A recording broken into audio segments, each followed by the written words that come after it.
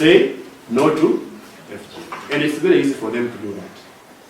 Not all of them, but a good number of them are able to. That's why you can see the prevalence of FGM among the young people is lower than with the older persons. Between 15 and 49 is 15%. But between 15 years and 19 is only 9%. So we need to bring young people. That's why we've been able to launch the Youth Anti-FGM Networks. Like she's a focal person for the Youth Anti-FGM Networks. The Anti-FGM Board has been able to involve the young people in all the steering committees. Yeah? And the Anti-FGM Board has been able to meet university students, college students in all these universities that are located around hotspot counties, been able to reach out to form networks of young people in those campuses, those colleges, to have clubs, to have sessions with the young people. So the young people, you know, they take change, the dynamics of change very fast. They are able to listen.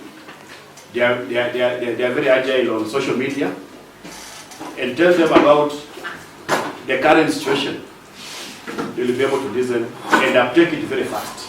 Bomet is a hotspot, but the hotspots in Bomet are three: Chepalungu, Sotik, those sides of Abosi, and East, Bomet East. Especially, they border the Maasai.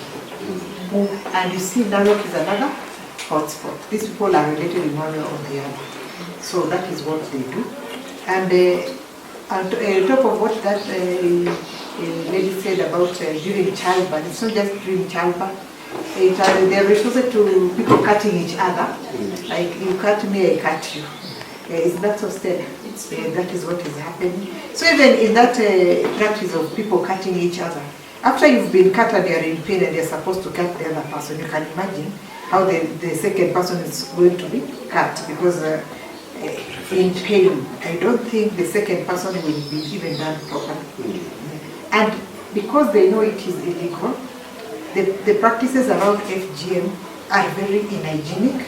They also insist that it is our cultural practice, but we have cultural practices we need to do away with and maybe modify it. Like do alternative rites of passage. That is a better one. Many things have changed. So this FGM we don't have any benefits to it, and we need to explain to our community and keep saying that it's about time we upped our game. The information. Tukipata information, we want to have at least a landmark. Tukipata moja mambili, apelekwe kotini, apigwe kidogo mzuri. And this information will go. Itafikia wale wengine fulani who was doing this. Imefungwa miaka fulani. So for those who will be practicing, wanasema hapana, I'm not ready. By doing so, we'll be eradicating it. So we are here to support you people and to make sure tutoke kwa hii list. Remember last year, we were notified by our chief, and I believe our mama walitorokea Narok.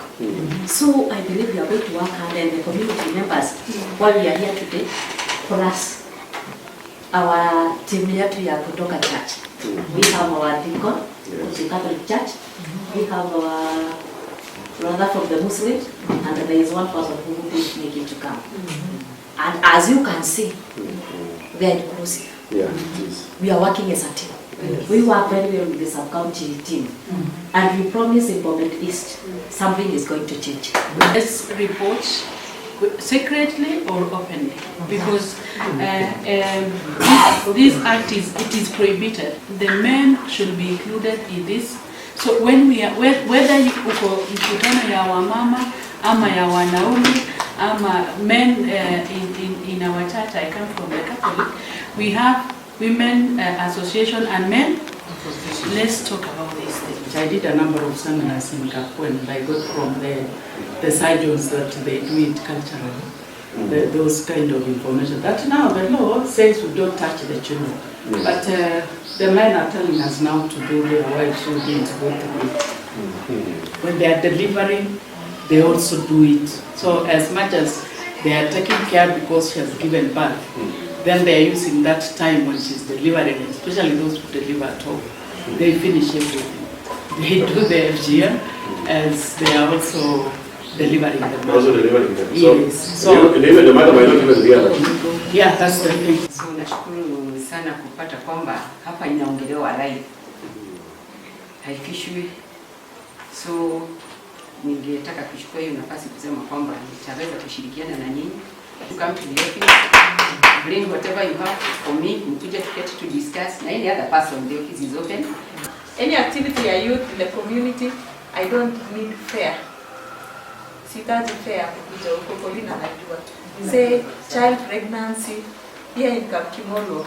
Kapkimolo sometimes in the year 2022. Ati kuna parade wasichana sasa eti mnaimbia wasichana wakeketwe. I thank God because all of them were arrested, and the same spirit now, it's ongoing, and we know we are waiting for that day because we don't know the person, we don't know the planners. Lakini we are waiting for that day. All of us here, we are ambassadors. As Nyerere has said, Nyerere, we will be calling you even midnight because these things can happen anytime. Report. We have gender officers here. They are very, very, very much supportive. Wakati huu sasa vijana wanatairishwa na wanataka kuingililia maneno ya wasichana. So nilianza hata kabla amjaniita, tulianza mkutano juzi vile tulisikia.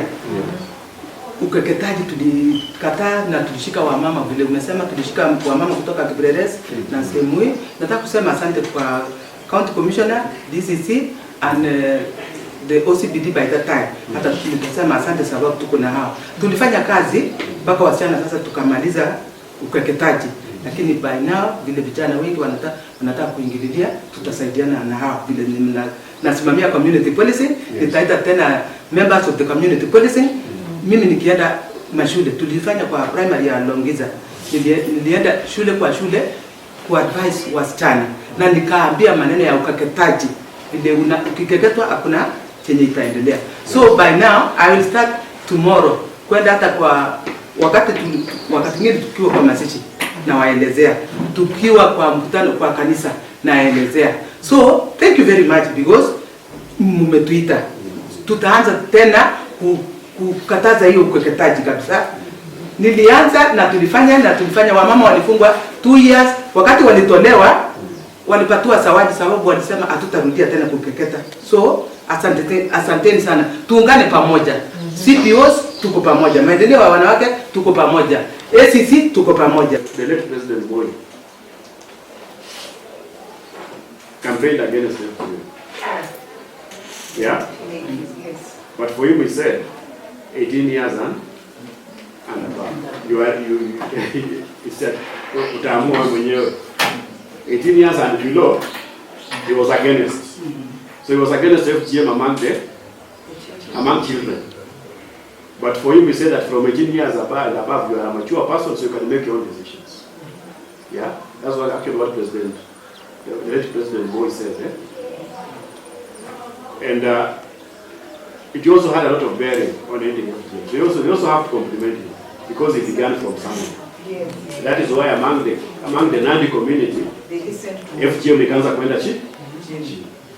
That's the reason why you don't have FGM among the Nandi community, because of President Boy. Even some parts of Baringo, where Boy used to come from, will watch FGM.